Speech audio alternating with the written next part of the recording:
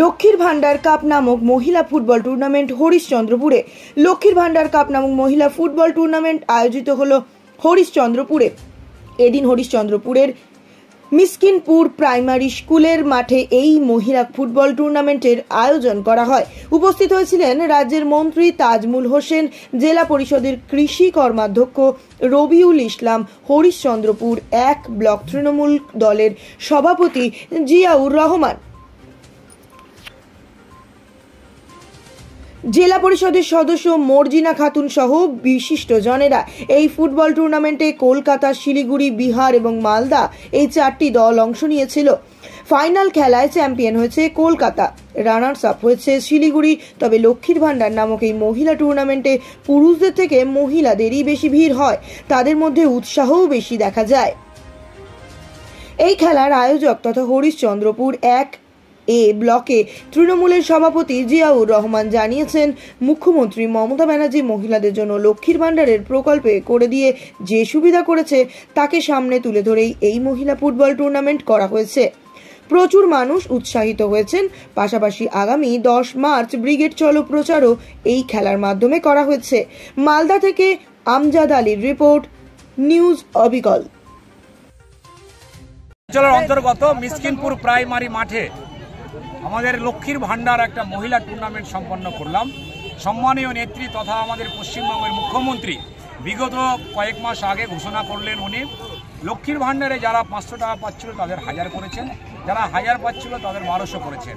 এই যে মা বোনদের, দিদিদের যাদেরকে সম্মান দিয়েছেন আমাদের সম্মানীয় মুখ্যমন্ত্রী, আমরা তাদের পক্ষ হয়ে আজকে এই টুর্নামেন্ট করে টুর্নামেন্টের মাধ্যমে আমরা সম্মানীয় আমাদের নেত্রী তথা মুখ্যমন্ত্রীকে আমরা সম্মান জ্ঞাপন করলাম।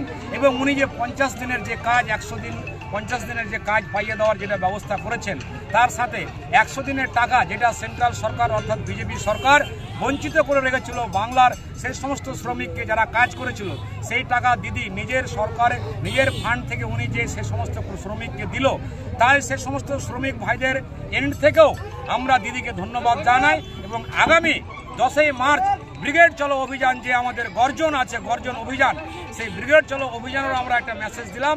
আমরা সবাই মিলে আমরা দিদিকে সম্মান জানাই। বলছি, আজকে কোথাকার টিম অংশগ্রহণ করেছিল খেলা? আজকে করেছিল কলকাতা, করেছিল শিলিগুড়ি, করেছিল বিহার, করেছিল আমাদের এই যে হাতিমারা আছে। 4 টিমের জয়ী হয়েছে কলকাতা আর রানার্স আপ হয়েছে শিলিগুড়ি। দারুণ উৎসাহ, আপনি দেখলে অবাক হয়ে যাবেন।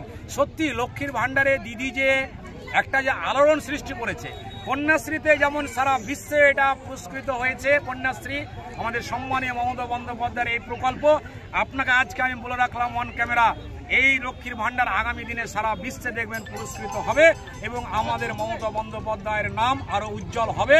এবং তার সাথে সাথে আমরাও গর্ব ফিল করব যে আমাদের নেত্রী, আমাদের মুখ্যমন্ত্রী মমতা বন্দ্যোপাধ্যায় সারা মানে মানুষের পাগলের মতো একটা সাড়া ছিল। খেলা নিয়ে একটাই বার্তা, খেলা সবাই আসুক, বেশি বেশি খেলাতে অংশগ্রহণ করুক। খেলা একটা কথা আছে, হেলথ ইজ ওয়েলথ, আর এই হেলথ তৈরি হয় শরীরচর্চার মাধ্যমে। আর শরীরচর্চা হচ্ছে খেলাধুলার মাধ্যমে শরীরচর্চাটা ভালো হয়, মানুষের মন ভালো হয়, মানুষের মন সুস্থ থাকে। সুস্থ মন থাকলে ভালো চিন্তাধারা হয়, ভালো কাজ হয়। তাই সবাইকে বলবো, আসুন বেশি বেশি খেলায় অংশগ্রহণ করুন এবং ভালো ভালো খেলা আমরা জনগণকে উপহার দিই। জিয়াউর রহমান, সভাপতি, হরিশ্চন্দ্রপুর ব্লক 1A তৃণমূল কংগ্রেস।